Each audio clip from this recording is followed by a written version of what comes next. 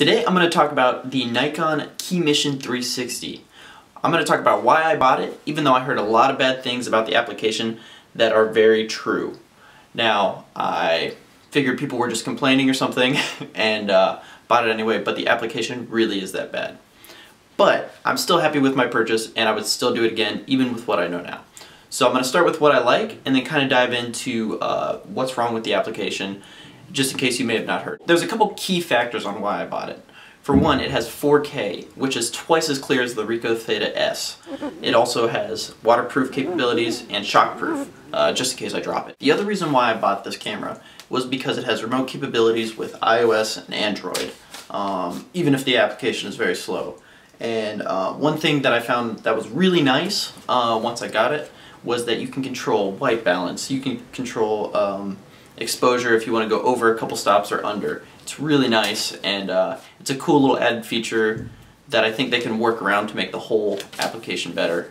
If you've been looking around and trying to decide whether you want to buy this or not, everything you've heard about the application on the iPhone or Android is true. It is terrible. I think at best it's inconsistent. When I tried to link it to my iPad, it took about 25 minutes. I reset my iPad and then on the first try it loaded up. Then I went to my friend's phone and it connected to the camera immediately. It was absolutely flawless, everything worked fine.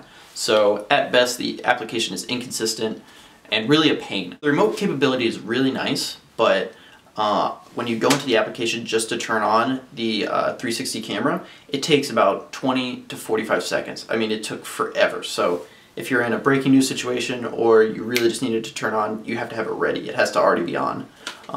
Because once you get to the remote camera, then it takes even longer. It takes another 5 or 10 seconds just to hit record. So that to me is a real pain, but hopefully that can be either fixed or tweaked in later updates with the app. So two other things that I found that I didn't really like after I bought it was that it has a short battery life. It only lasts about an hour, and that can kind of just get in the way. You know, as a photojournalist, like, I can do one assignment or maybe two, and then I gotta go recharge the whole thing, which takes about 2.5 hours. So that's kind of a pain. The other thing is that the buttons can get pressed really easily, and it makes it kind of a pain because you only have an hour of battery life. And you don't want to lose that just by carrying it around in your camera bag. So for me personally, I generally am happy with my purchase. I think it's a great little camera. I think the resolution is much better because the issue with the Ricoh is that 1080p stretched across 180 degrees looks just terrible. It looks like 480p or even lower, whatever, 240p, whatever comes next. The 4K looks better, but I'm actually honestly just waiting for 8K or 6 or whatever. So other things to note is that editing for this software is still really new. I was able to drop it straight into Facebook, and then it would figure out that it needs to be stitched together for 360. But YouTube, you had to specially embed metadata so that it could upload and understand that it was 360 degrees. And Premiere, it was a little difficult, but it seems like Adobe has done a really good job at setting up 360 VR technology in their editing program. So click the box wherever I put it and check out some sample footage I did.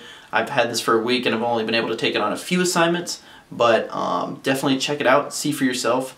Definitely be warned of the application being slow. I hope it gets updated. I hope they make it better. But for now, I'm happy with it. I'm willing to work with, you know, a really poor application. So hopefully this helps.